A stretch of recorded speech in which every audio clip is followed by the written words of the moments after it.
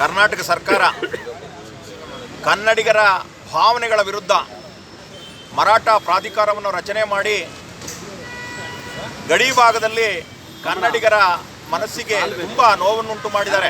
ಕಾರಣ ಇಷ್ಟೇ, ಇವತ್ತು ಕರ್ನಾಟಕದಲ್ಲಿ ನೂರಾರು ವರ್ಷಗಳಿಂದ ಬದುಕಿರ್ತಕ್ಕಂಥ ಮರಾಠಿಗರು ನಮ್ಮವರೇ ಆಗಿ ಕನ್ನಡಿಗರಾಗಿ ಹೋಗಿದ್ದಾರೆ.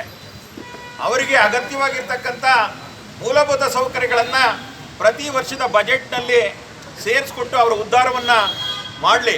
ಆದರೆ ಬೆಳಗಾವಿಯ ಸಂಸತ್ ಉಪಚುನಾವಣೆ ಹಾಗೂ ಬಸವ ಕಲ್ಯಾಣದ ಸಂಸತ್ ಉಪಚುನಾವಣೆಯನ್ನು ಗಮನದಲ್ಲಿ ಇಟ್ಕೊಂಡು ಯಡಿಯೂರಪ್ಪನವರು ಮಾಡಿರ್ತಕ್ಕಂಥ ಈ ಮರಾಠ ಪ್ರಾಧಿಕಾರದ ವಿರುದ್ಧ ನಮ್ಮ ಕರ್ನಾಟಕ ಸಂಘಟನೆಗಳ ಒಕ್ಕೂಟದ ಧಿಕ್ಕಾರವಿದೆ. ನಾವು ಈ ಕೂಡಲೇ ಒತ್ತಾಯಿಸ್ತಾ ಇರೋದು ಇಷ್ಟೇ, ಯಡಿಯೂರಪ್ಪನವರು ಈ ಕೂಡಲೇ ಮರಾಠ ಪ್ರಾಧಿಕಾರವನ್ನು ರದ್ದು ಮಾಡುವ ಮೂಲಕ ನಮ್ಮೆಲ್ಲ ಬೇಡಿಕೆಗಳನ್ನು ಈಡೇರಿಸಬೇಕು.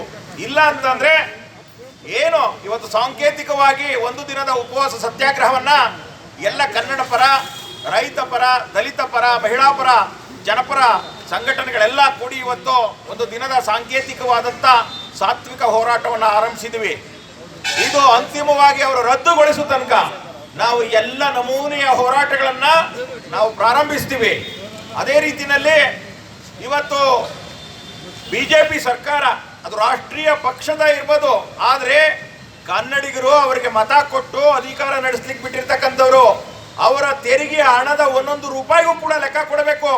ಇವ್ರ ಇಷ್ಟಾನುಸಾರ ಇವರ ಮನಸೋ ಇಚ್ಛೆ ಯಾರಿಗೆ ಬೇಕು ಅವ್ರಿಗೆ ಹಂಚುದಾದ್ರೆ ಇದು ಖಾಸಗಿ ಭಂಡಾರ ಅಲ್ಲ, ಇದು ಸಮಗ್ರ ಕನ್ನಡಿಗರ ಬೆವರಿನ ಬೆಲೆಯ ಖಜಾನೆ.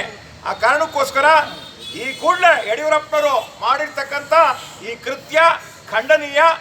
ಇವರು ಈ ವಿಚಾರಕ್ಕೆ ಈ ಕೂಡಲೇ ರಾಜೀನಾಮೆ ಕೊಡಬೇಕು ಅಂತೇಳಿ ಕರ್ನಾಟಕ ಸಂಘಟನೆಗಳ ಒಕ್ಕೂಟ ಒತ್ತಾಯಿಸ್ತದೆ. ಕೂಡಲೇ ಮರಾಠ ಪ್ರಾಧಿಕಾರ ರದ್ದಾಗಬೇಕು. ಯಾಕೆ ಅಂತಂದ್ರೆ ದೊಡ್ಡ ಅಪಾಯ ಇದೆ. ಬೇರೆ ಬೇರೆ ಈ ರಾಜ್ಯದಲ್ಲಿ ತನ್ನ ಬದುಕನ್ನು ಕಟ್ಕೊಳ್ಳಿಕ್ಕೆ ಬಂದಂಥ ಅನೇಕ ಸಮುದಾಯಗಳು, ಭಾಷೇತರ ಸಮುದಾಯಗಳಿದ್ದಾವೆ. ಕನ್ನಡೇತರರು ಒಂದು ಕಡೆ ತಮಿಳರಿದ್ದಾರೆ, ತೆಲುಗರಿದ್ದಾರೆ, ಮಲಯಾಳಿಗಳಿದ್ದಾರೆ, ಅದೇ ರೀತಿ ಗುಜರಾತಿಗಳು, ಬಿಹಾರಿಗಳೆಲ್ಲ ಇದ್ದಾರೆ.